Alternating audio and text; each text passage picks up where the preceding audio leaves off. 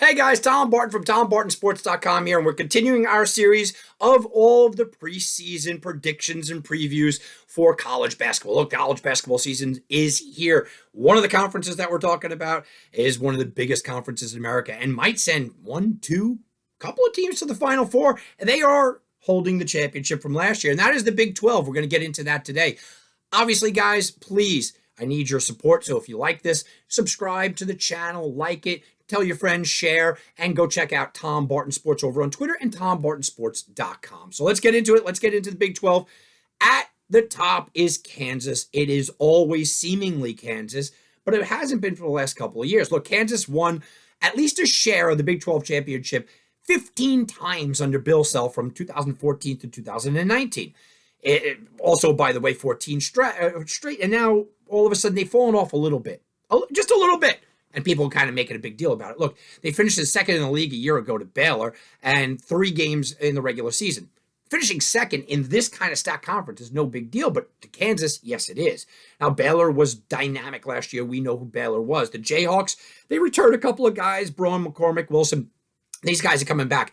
But this is all about Remy Martin and how much I think that he can make a difference here. He averaged 19 points, a little over 19 points, and about 4 assists where he came from Arizona State. Now he steps into a roster. They had 4 starters on the team anyway. He's kind of the only new addition, but he's probably the biggest star on this team and probably the guy that is going to be their best player.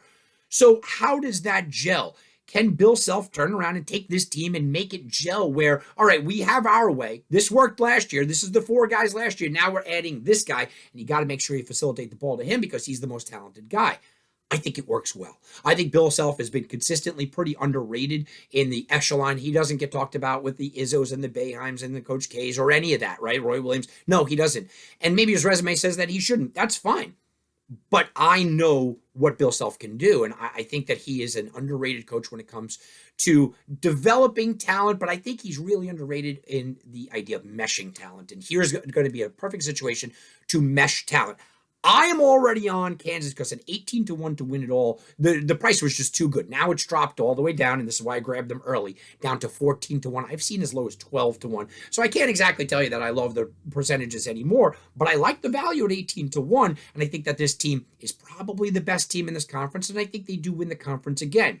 But let's see who can be up there. Well, Baylor's again here. Look, they are the reigning Big 12 champs. They are returning mayor, Flagler.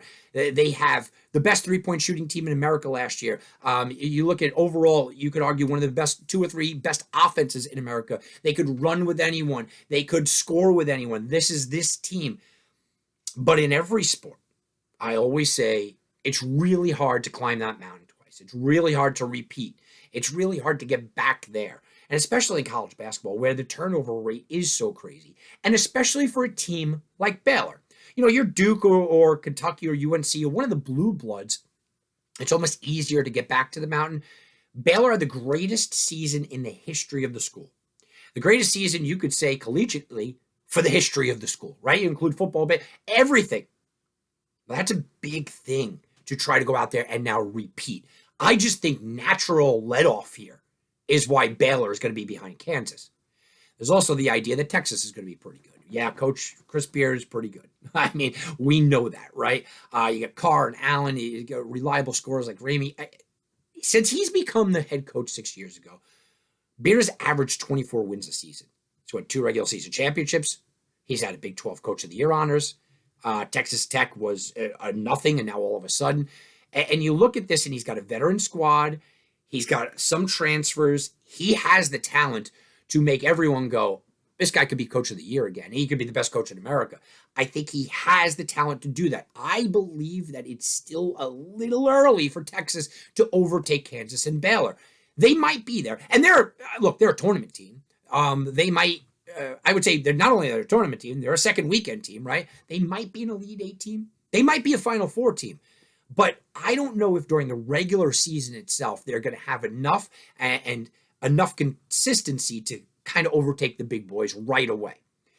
Texas Tech, the team he left behind, right? This one's big for me. Look, I made a lot of money, if you guys remember, on Oral Roberts, and I was money lining them. And Kevin O'Banner now comes over remember, he was the running mate there, and he comes over to Texas Tech. He is an underrated guy that I think can have a big impact here. Beard leaves him. It's going to be a lot of low-scoring games. I don't think it's going to be anything that is out of the ordinary. We know Adams as, a defensive genius, but he's unproven. And I think that unprovenness will keep them from really competing in this league. But this is a team that could get hot right at the right time. West Virginia, what do we know? We know Bob Huggins will have a good backcourt.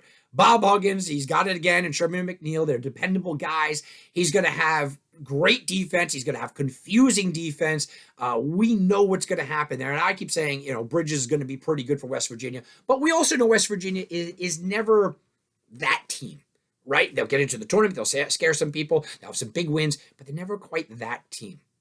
About Oklahoma State, they're bringing back 80% of their minutes. This is big, and if you've heard, again, any of my other previews and any of my other conversations, any of my other interviews that I've had in my radio shows, anything, I love continuity in college basketball this year. I think it's massive. 81%, that's pretty big.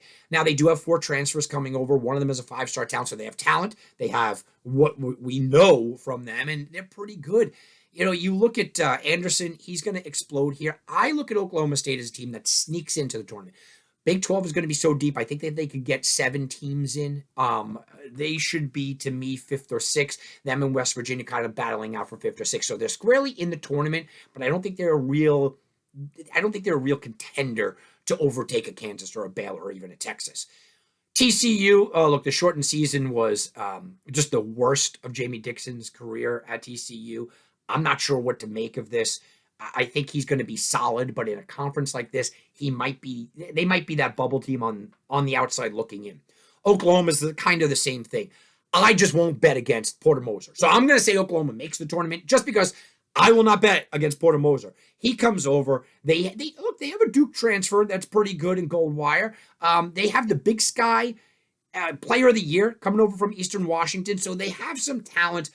It wouldn't shock me if Oklahoma was a top 3 team this year because I just absolutely love this coach.